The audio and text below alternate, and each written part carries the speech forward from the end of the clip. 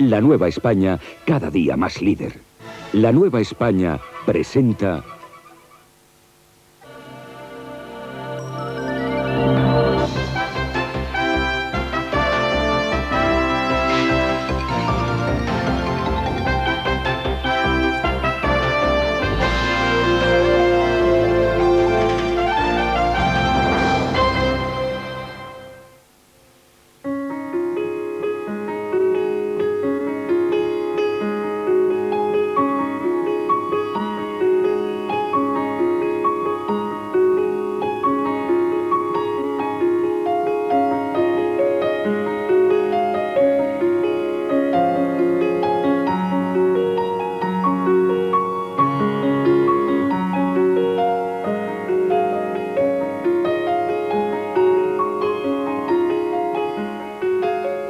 Hola. Permitid que me presente. Soy el tejo más viejo de Asturias. Vivo en Bermiego, una pequeña aldea del concejo de Quirós. No recuerdo cuándo nací. Algunos deducen a partir de las dimensiones de mi tronco que probablemente tengo más de 500 años. 5 siglos. Si yo os contara la cantidad de cosas que he visto en ese tiempo. Por ejemplo, la construcción de la ermita que está a mis espaldas. Una edificación antigua a la que suelen acudir los habitantes de la aldea con frecuencia. Pero hoy quiero hablaros un poco de los míos. Si ahora rompo un silencio de lustros, es para contaros cosas de nosotros y de las comunidades que formamos, de los árboles y los bosques de Asturias. Una historia larga, de inmóvil espera, del silencioso ciclo de nuestra vida. De un principio y un final a veces prematuro, cuando debemos entregar nuestra riqueza.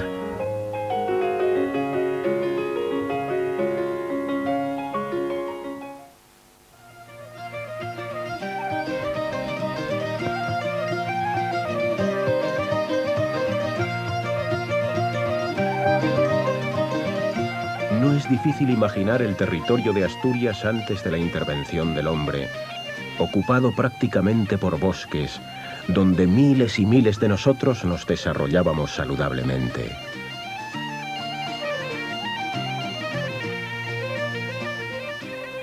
En el bosque conviven, además de los árboles, plantas de muy distintas características, que contribuyen a acentuar el color y la diversidad de estas zonas.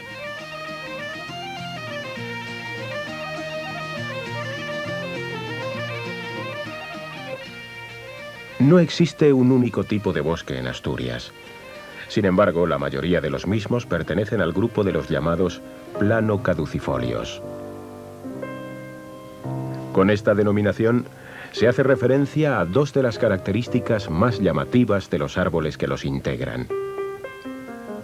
De una parte, por las hojas planas, y de otra porque éstas caen anualmente durante las estaciones de condiciones climáticas más adversas.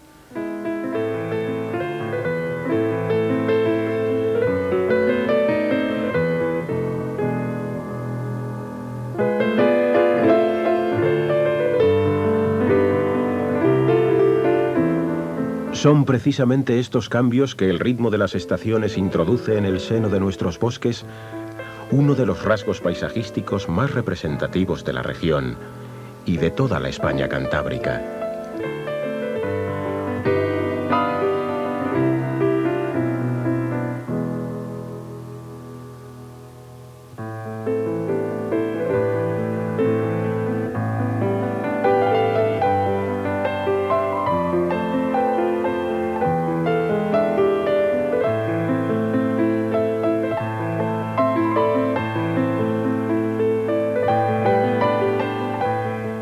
Entre los árboles asturianos más característicos se encuentran 3 especies de roble: el albar, el rebollo y el carballo. De hojas lobuladas, a veces resultan difíciles de diferenciar, pues se cruzan unos con otros, dando lugar a distintos híbridos. Los robles pertenecen al género Quercus, palabra latina derivada de otra celta que significaba árbol hermoso o bello. Más de uno, además de bello, ha sido impresionante y célebre por su historia o sus dimensiones. Por desgracia, muchos han desaparecido, como el popular Carballón de Oviedo, que dio origen al apelativo con el que se conoce a los habitantes de esta ciudad y que fue talado en 1879. Hoy, una placa recuerda el lugar en el que se alzó.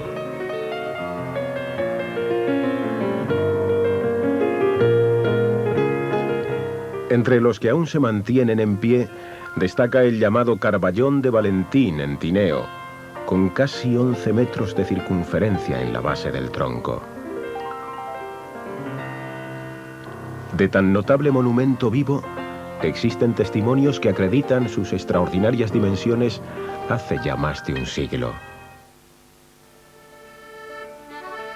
Tan características de nuestros bosques como los robles son las hayas.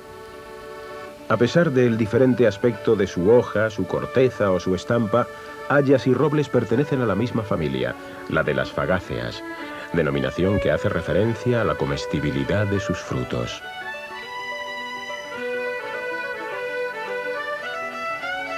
La frondosidad, el porte recto de los fustes y la práctica ausencia de matorral da a los hayedos el aspecto soñado para los bosques de los cuentos de hadas.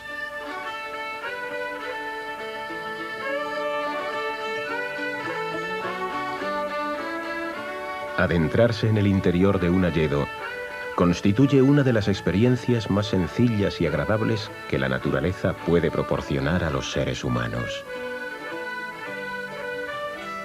Mientras en los hayedos el árbol casi exclusivo es el haya, no ocurre lo mismo en los robledales.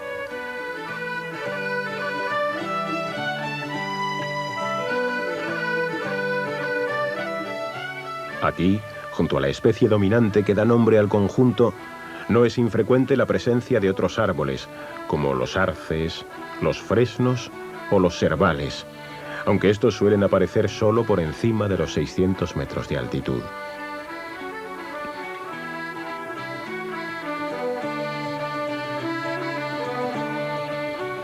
Los abedules también participan en todo tipo de bosques, además de formar manchas homogéneas. Estos abedulares se dan en terrenos silíceos y señalan el límite superior de los bosques. Cuando los vemos, podemos tener la certeza de que más arriba, a mayor altura, ya no hay árboles. Mención especial merecen los 3 árboles autóctonos que no pierden la hoja en invierno.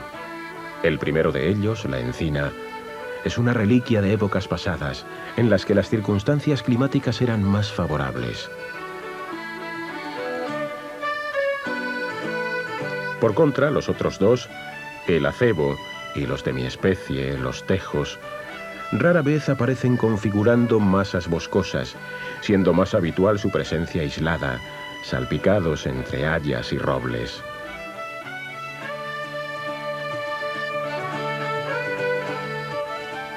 Lo que aún se sigue recogiendo en cantidades significativas en la zona oriental de Asturias es la tila, es decir, la flor del tilo.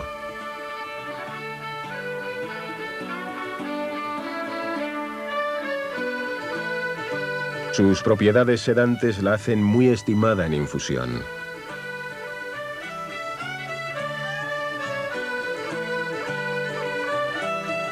Si no son podados, los tilos pueden alcanzar un tamaño notable. Un ejemplo excepcional de más de 20 metros de alto es este de Vidiago, en Llanes. A su sombra, o al menos en la finca donde se encuentra, escribió Zorrilla los versos dedicados a otro monumento natural, el bufón de Vidiago.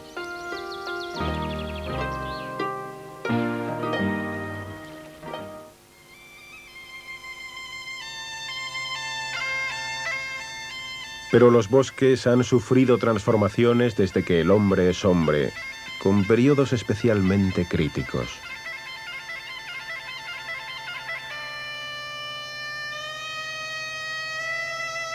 El siglo XVIII fue uno de ellos, Por entonces la tala para la construcción de barcos fue tan grande que hubo quien denominó a la Armada Española el bosque flotante.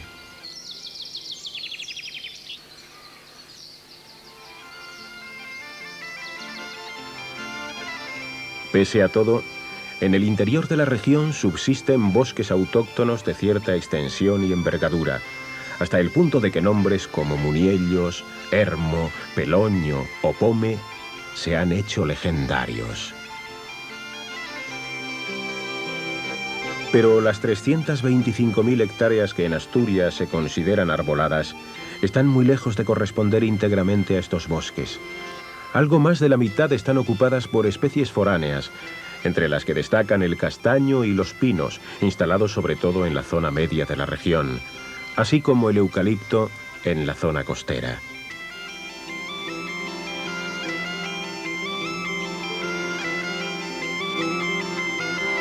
Por la antigüedad de su introducción, cuando menos del tiempo de los romanos, y por sus particulares características, el castaño goza ya de carta de naturaleza en Asturias. Aparece diseminado entre robles o en manchas puras dedicadas al aprovechamiento maderero o frutal.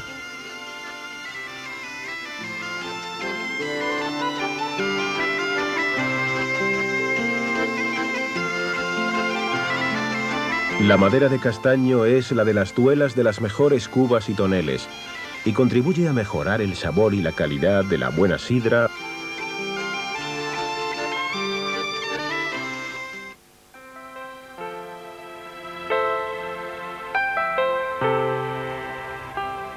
Estos dos hombres se dirigen en el interior de un hayedo a la busca de un ejemplar al que le ha llegado la hora.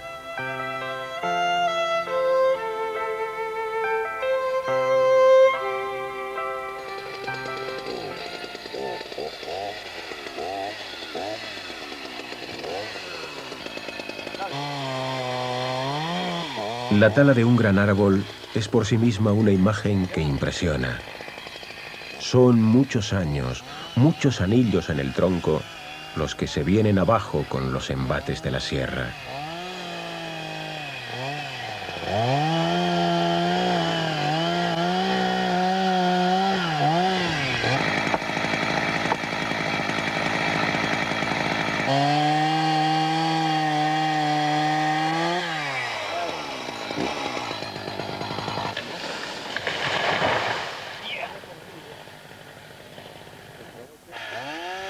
Nunca hasta hoy la capacidad de los seres humanos para transformar la naturaleza había sido tan grande.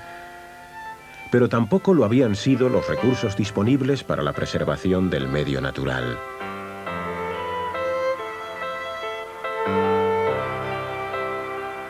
En los modernos invernaderos, por ejemplo, se trabaja en el cultivo de plantas de los árboles autóctonos.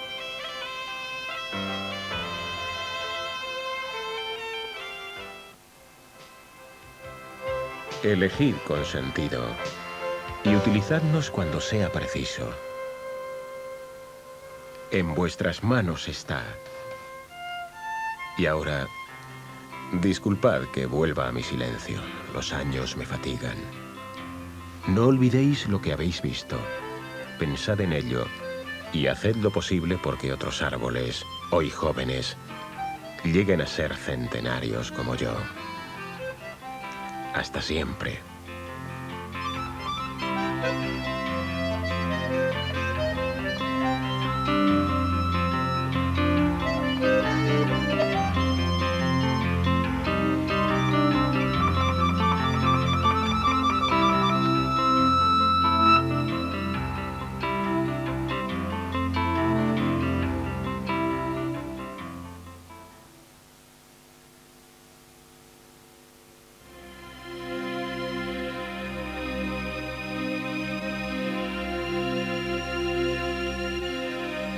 El litoral de la costa asturiana es rocoso, escarpado, abierto y muy expuesto a la acción de las mareas y al batir del oleaje.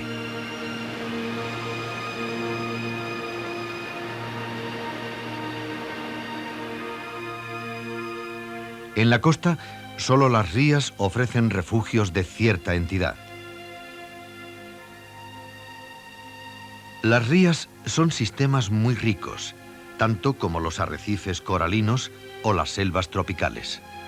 Rías como la de Leo o la de Villaviciosa son espacios privilegiados por la importancia de sus valores naturales.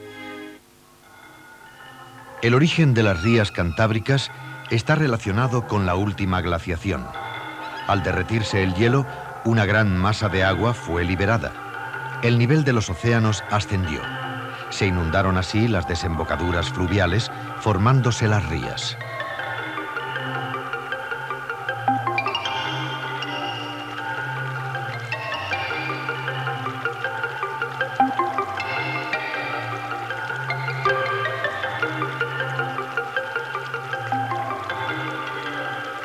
El agua es el elemento generador de la vida en las rías. El agua posee aquí una cualidad primordial. En las rías se produce una mezcla de agua dulce, proveniente de los ríos, y salada, de origen marino. Se forma así un gradiente de salinidad que va de menor a mayor desde la cabecera a la bocana.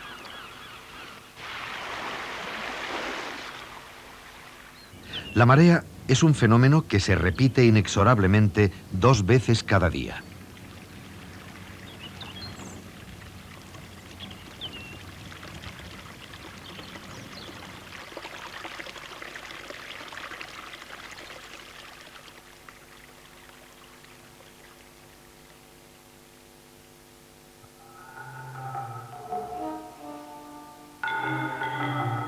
En la marisma abunda un tipo de aves con largos picos y patas. Se trata de las limícolas, nombre formado a partir de las palabras latinas limes y colere, que significan limo y frecuentar, y que indican a las claras su predilección por el fondo fangoarenoso de las rías.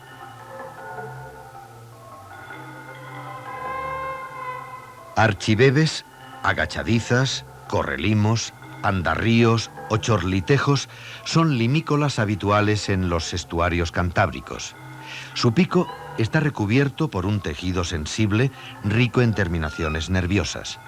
Eso les permite descubrir los gusanos, insectos o moluscos de los que se alimentan y que están ocultos en el fango. A diferencia de las limícolas más pequeñas, el zarapito real es un ave más tranquila y reposada. El zarapito es la limícola europea de mayor tamaño. Es fácil identificarlo por su largo pico curvado hacia abajo. Aunque escasos, en la ría de Leo aún se ven ostreros.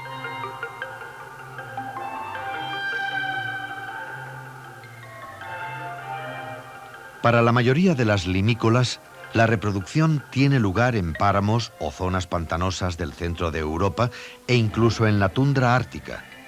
Acabada la crianza, cuando los jóvenes del año ya pueden volar bien, inician un largo viaje migratorio que los lleva a las costas sureuropeas o norteafricanas, en cuyos estuarios y marismas encuentran suficiente alimento para pasar el invierno. En los canales o charcas que se abren entre los juncos y carrizos, es posible observar, con un poco de suerte, al escondidizo rascón.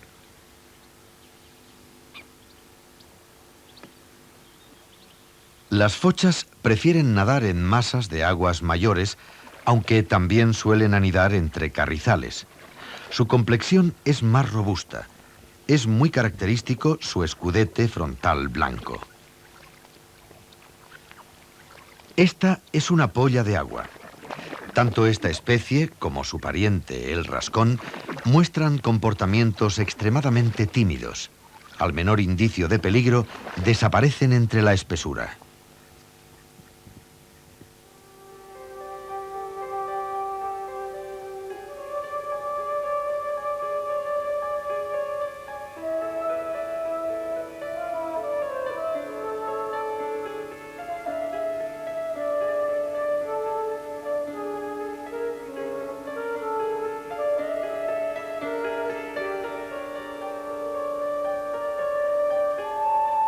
En las noches invernales de marea alta y luna llena, se practica en la ría la pesca de la angula.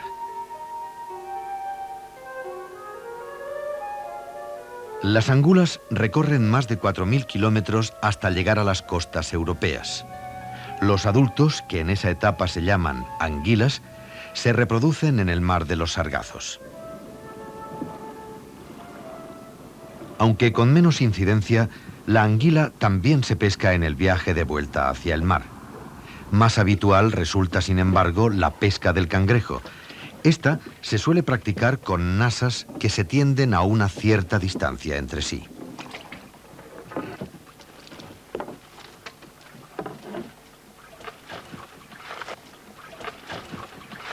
Ocasionalmente, en estas nasas pueden caer centollos y bueyes, aunque son más abundantes en aguas algo más profundas.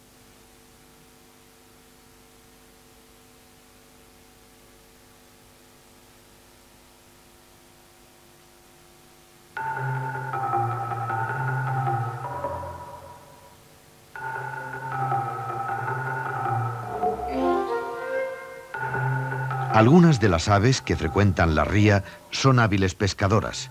El cormorán es una de ellas.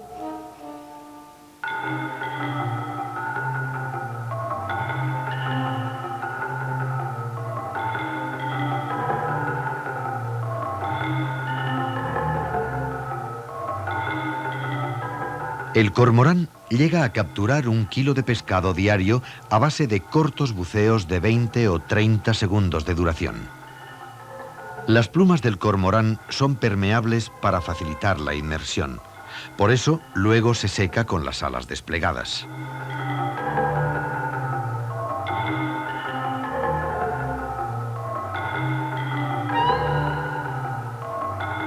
La gaviota es más torpe en la pesca.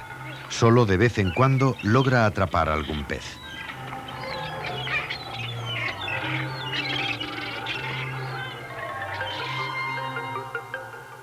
De lo que pesca buceando se alimenta también el arao común.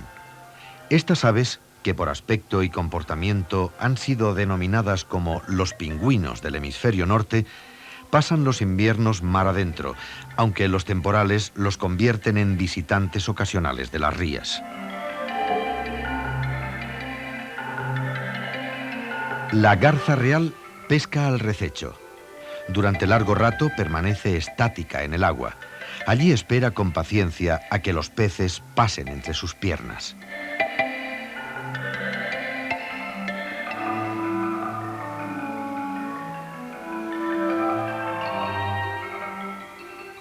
La garceta es más nerviosa en su estrategia de pesca. De un lado a otro, revolotea persiguiendo alguna presa. Además de pequeños peces, la garceta incluye en su alimentación crustáceos, gusanos y caracoles.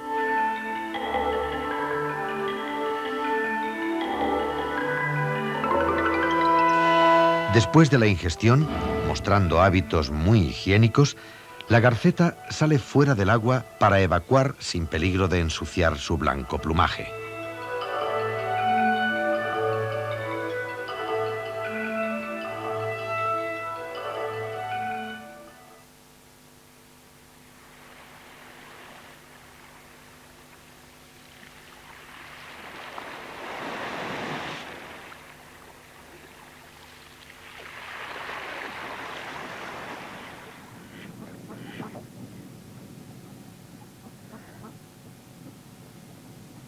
En las rías abundan los patos de muy diversas especies. La mayoría, al igual que sus colegas las limícolas, están con nosotros solo los meses invernales, pues son también migradores. Las rías cantábricas tienen una gran importancia en estas migraciones, tanto porque son lugares de descanso y reposo a mitad de viaje, como por ser destino definitivo para algunos ejemplares.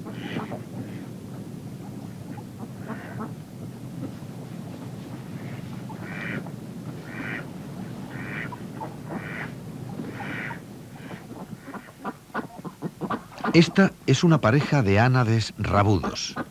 Los rabudos poseen una larga cola que les ayuda a equilibrarse mientras se alimentan. En el agua buscan moluscos y pequeños peces que completan una dieta que, por otra parte, es eminentemente vegetal.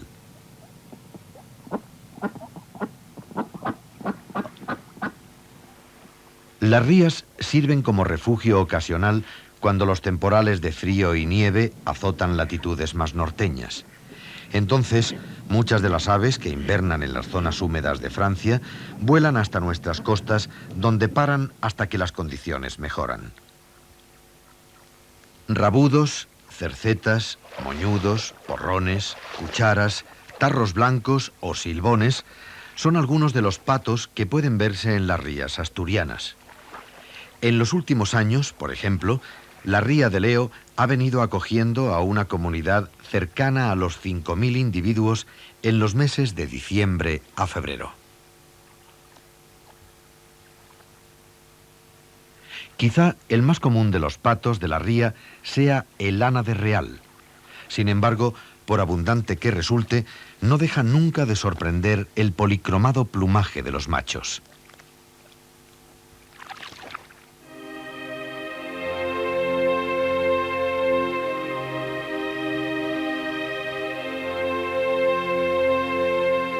Las rías son sistemas de una gran riqueza natural. Esta riqueza se debe sobre todo a que en sus aguas se produce una doble entrada de nutrientes. Por un lado, las corrientes fluviales arrastran los que han ganado a la tierra. Por su parte, el mar introduce los que existen en la plataforma litoral. Sin embargo, esa misma situación geográfica, a medio camino entre el mar y la tierra, ha provocado muchas veces la degradación de estos ecosistemas.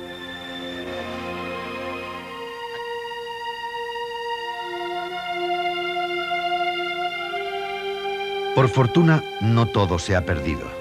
Todavía se está a tiempo de proteger un patrimonio natural de extraordinaria importancia.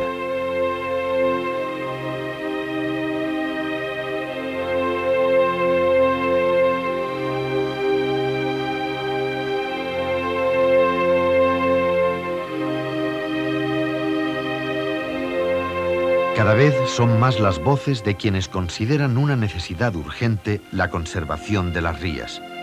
Incluso es posible rehabilitar parte de lo contaminado o destruido. Las aguas de las rías son aún generosas fuentes de vida.